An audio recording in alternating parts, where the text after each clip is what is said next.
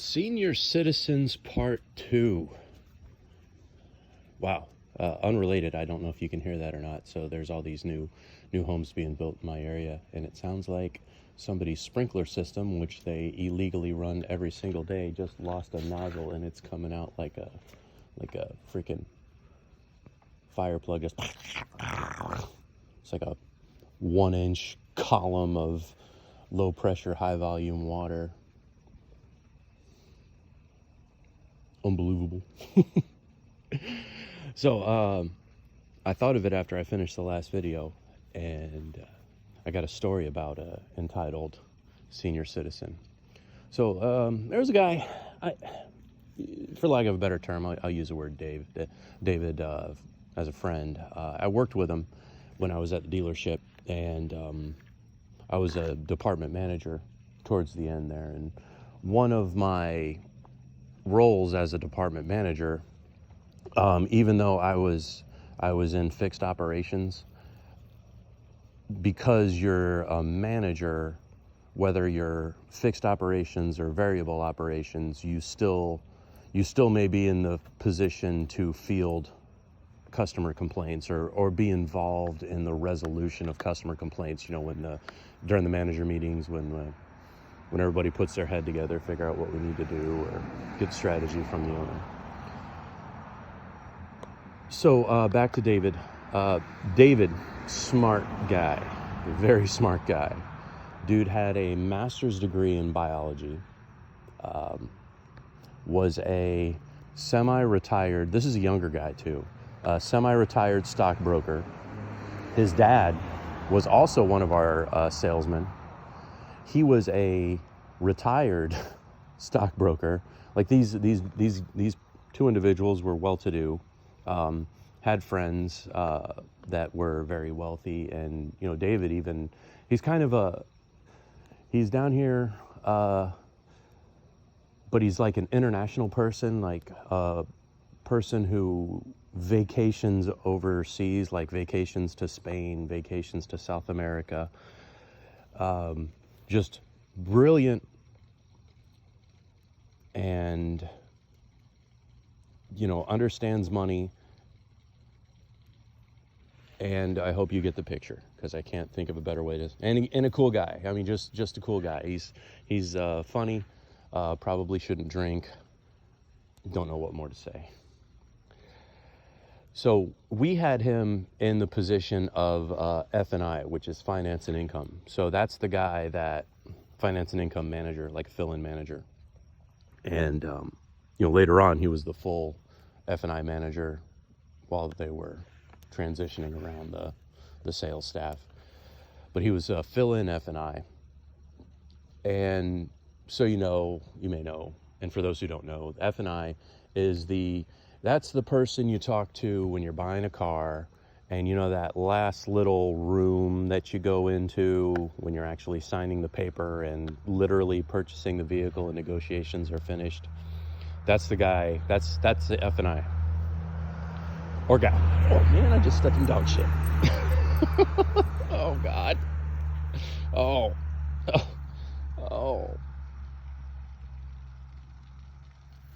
Oscar. So I was out walking my dog just now. Wasn't paying attention to where he shit. I was walking around in the yard and I stepped in his shit. Damn it. Hang on. Get the hose here. Motherfucker.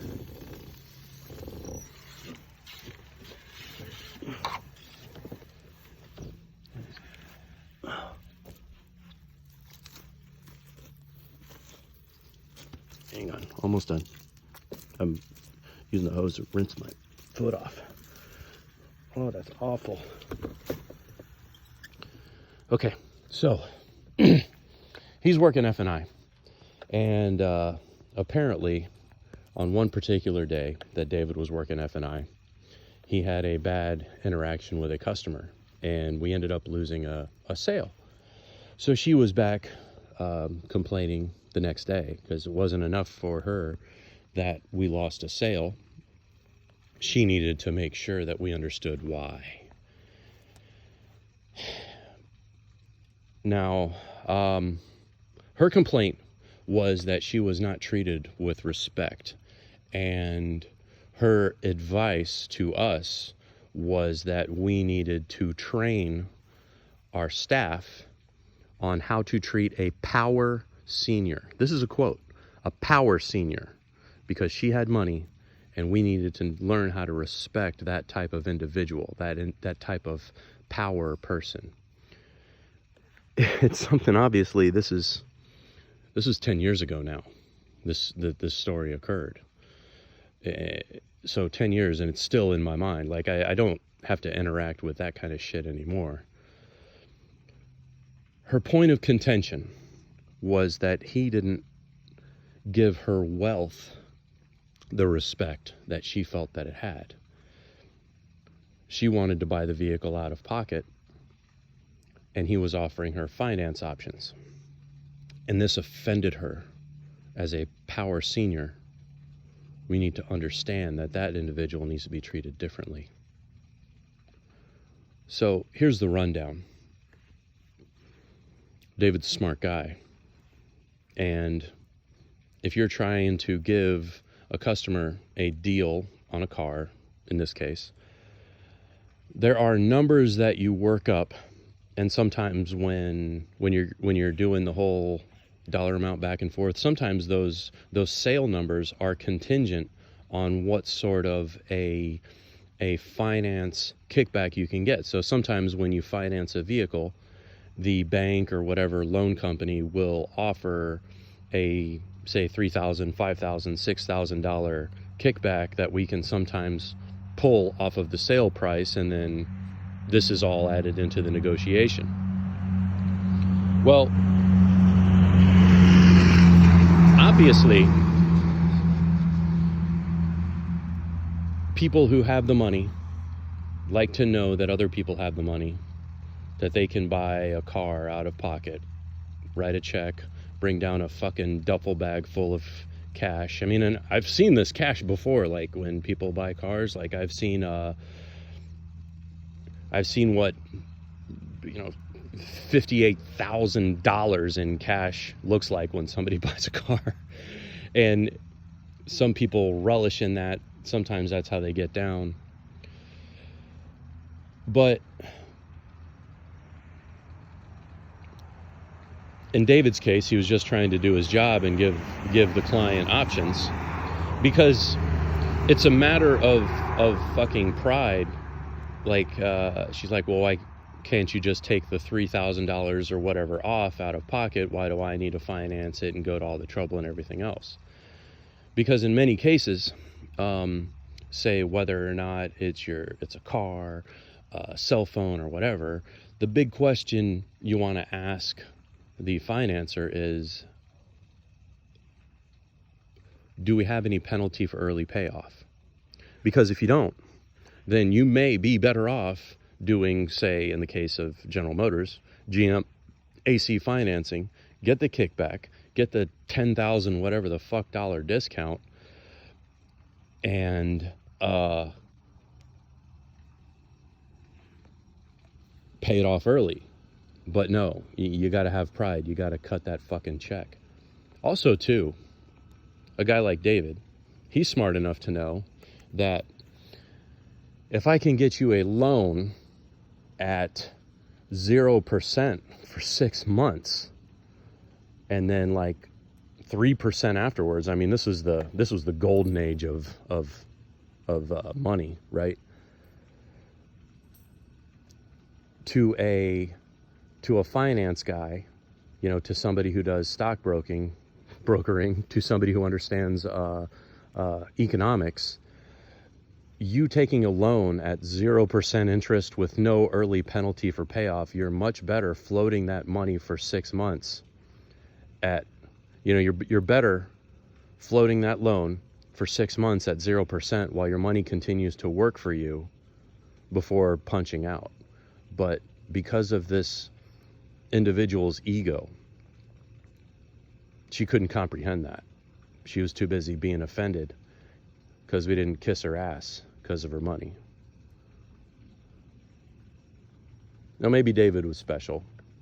because people that have money themselves may sometimes have a little trouble kissing the ass of other people that have money. So that may have helped him. But that's a story for you, bud.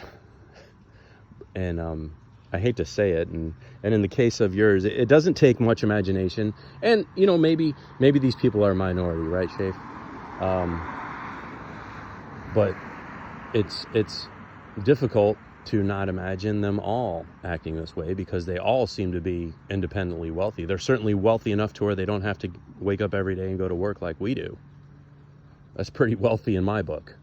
You know, if you don't have to get up every day and go to work in a full-time job, that's, to me, that's pretty wealthy, when you don't have to physically do work anymore and you're good to go. That's making it. That's my definition of making it. All right, good topic, and I think it'd be fun if Backwoods and Shall Not or anybody else has some fucked up senior citizen stories. I'm sure. I'll do one more. Here's your bonus story. There was, and this is almost evil, but we've discussed my condition in the past, so maybe I am a monster. This old motherfucker, and normally I'll go the extra mile for a vet, you know, a veteran. He was wearing all this Navy, United States Navy bullshit. Dude was old. I mean, we're talking World War II or Korea old. We're at Lowe's, and the whole home improvement store. And man, this poor girl, she's there in front of him in line, and has a whole bunch of, this is before the time of self-checkout. Now, not that Popeye the Sailor would have been doing self-checkout.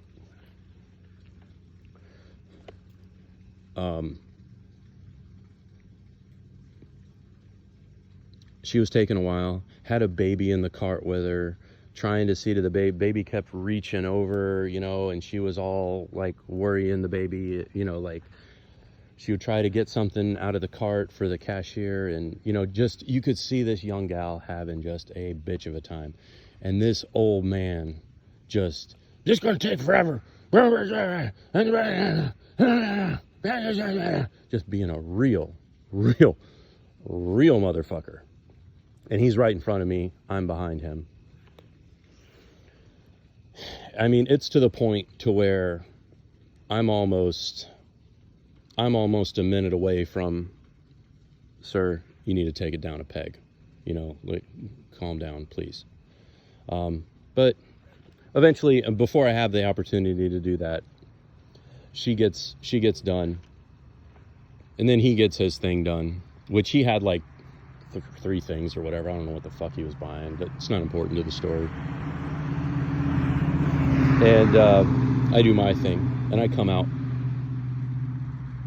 and I see him in the parking lot.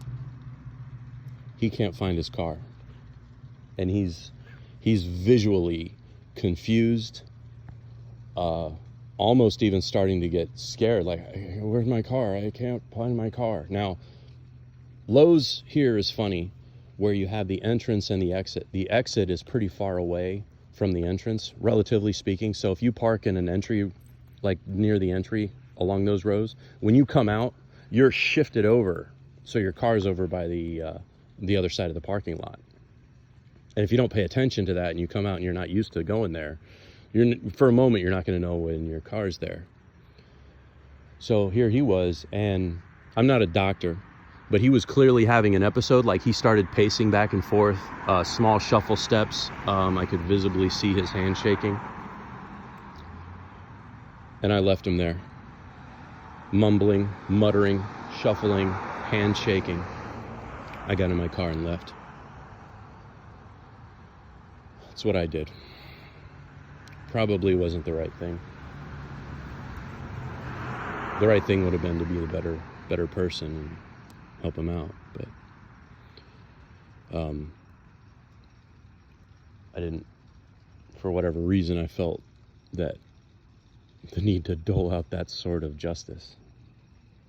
And I really, even to this day, I don't care what happened to him.